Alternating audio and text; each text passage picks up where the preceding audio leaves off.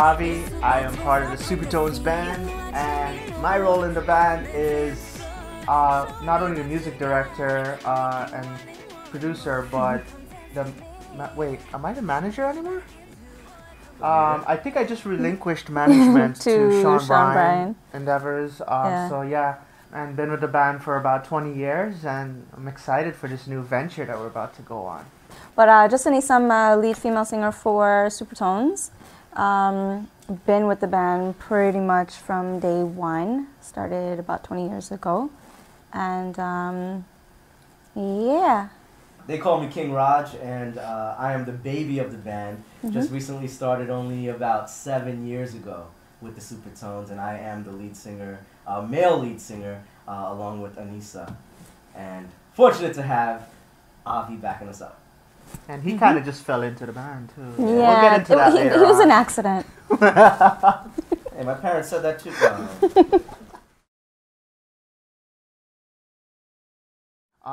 My dad was a musician and singer back home where I grew up in Guyana, South America. He had 2 hit records, songs in the 80s, and they were on #1 on the charts for many years.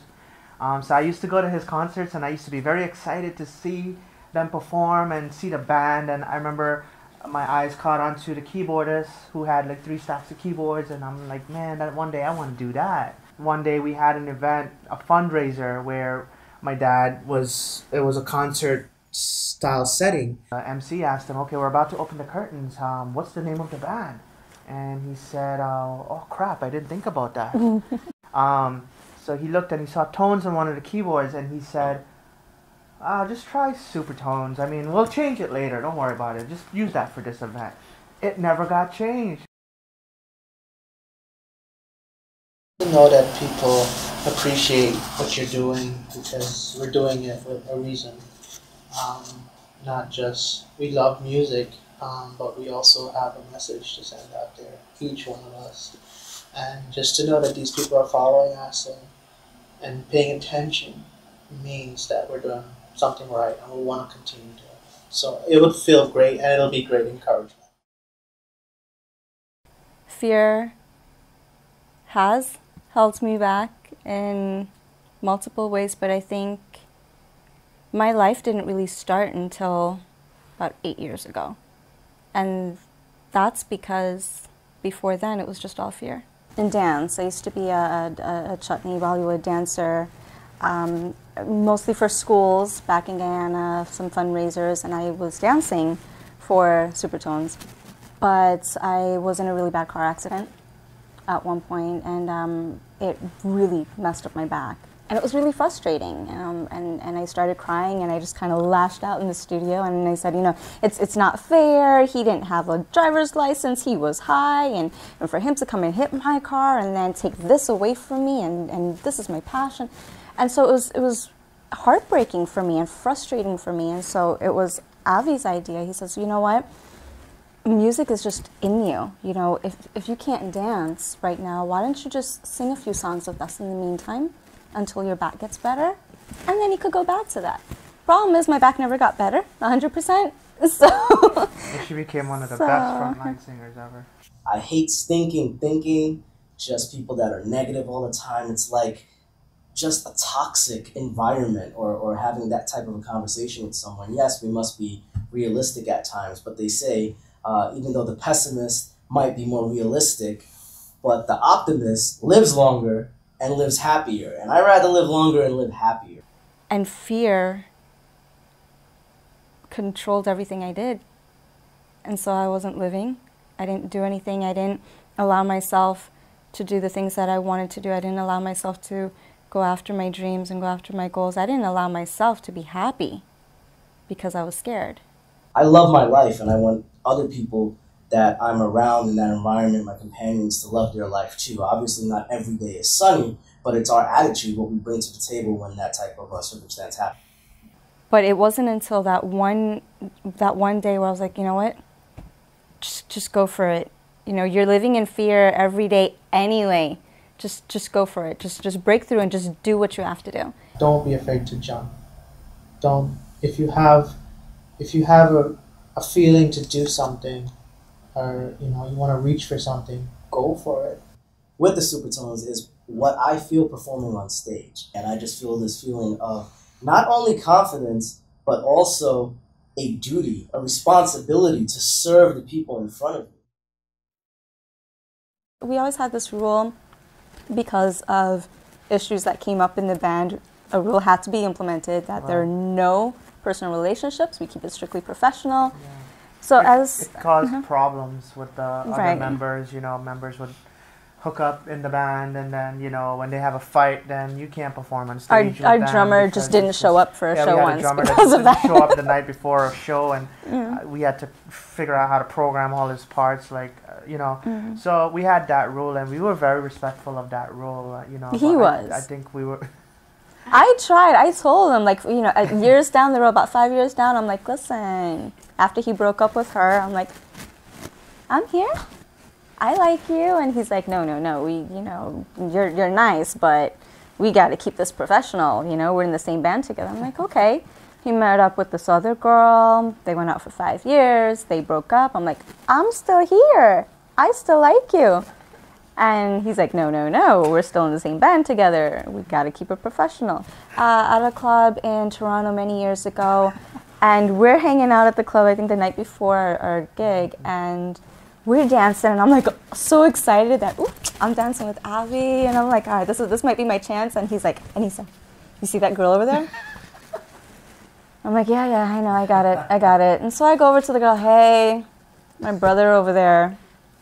Everyone thought that we were brother and sister because we look alike. I just share these stories today. Yeah, and so I would, and I would be honest about it. My brother over there, he wants to know if he could have your number, and you know, and I would do all of that, you know, and That's how I knew somebody had my back. thought about it many times, you know, to just go and talk to her and be like, listen, that guy, you know, he wants to talk to you, but just don't. He's not a good guy. He's gay, whatever. I thought about all that, but I'm like, no. So that's the part I would be honest about. She always had my back. He's a good guy. He wants to She remember. went out and she did it, even though she may have wanted to be with me. She still did it, and that's what meant, you know, the most to me. 5 years after that, he comes and tells me, he's like, I think I'm falling in love with you.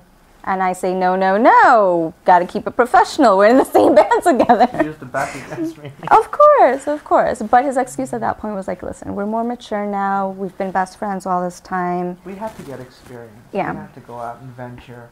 Sometimes you don't realize your best friend, the person that's right there, is the person that you're supposed to be with.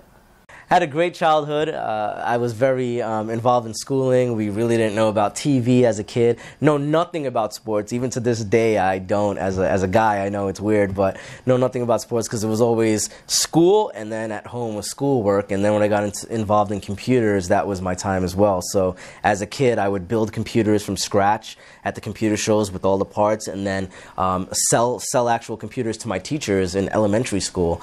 I just loved it. Was very passionate about computers and things like that. Technically speaking, my parents got divorced at a young age, which caused me to be very entrepreneurial and take leadership, being the man of the house at a young age for myself and my sister growing up. So I owe a lot to that. It's funny, growing up, if someone asked me what was the worst thing that ever happened in my life, I would say my parents got divorced. But then when I became, let's say, in college, and I got wiser and realized everything happens for a reason in life, if someone asked me what was the best thing to happen in my life, I don't want to say it, but it was that, because it really did cause me to have different mindsets and mentalities that I have today that have served me quite well in different aspects and to become successful in different areas of life as well.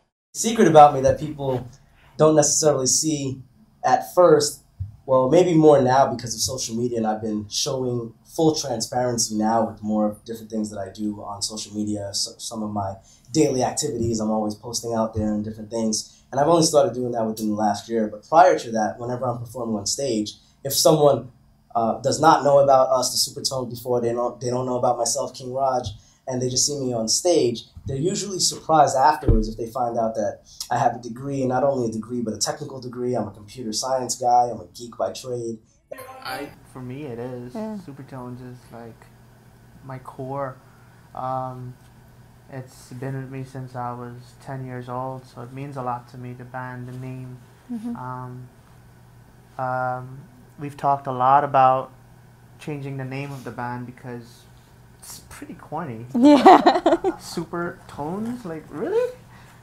But it just means so much to each one of us that we can't change that name. It's still something that is always there. We're, you know, constantly thinking of ideas. We could be, you know, at the grocery store and see something that would give us an idea of a song and be like, oh, well, this is something that SupertoneS should do, or this is something that we should jump on. What's great about some of the things that we've done for different countries as well, we like to have that balance that even if we're going to perform in a country like Suriname or Guyana or anywhere else in Europe, that we also take a few hours out of a day and go to some kind of a mission or a charitable cause there. So we've done orphanages in different countries where we can entertain those kids that would not have otherwise been entertained. A lot of times we would come together as a group and say, okay, well, I think maybe we should contribute to this cause, or this is something that we should do for this foundation. And we've done a lot of that. And even when I go on other trips with my family or friends or with business partners, I try to incorporate that same feeling of taking a few hours and doing something charitable, because it just makes you feel like that whole trip was more worth it for us. And that's what I love, that we can show the world that we're ordinary people doing extraordinary things, maybe, but they can do it too. I mean, if we can do it, just down-to-earth people having a great time doing what we do, and we might even have a corny name, as Avi said, if we could still do it, let that be more of an inspiration to the next person to do even better.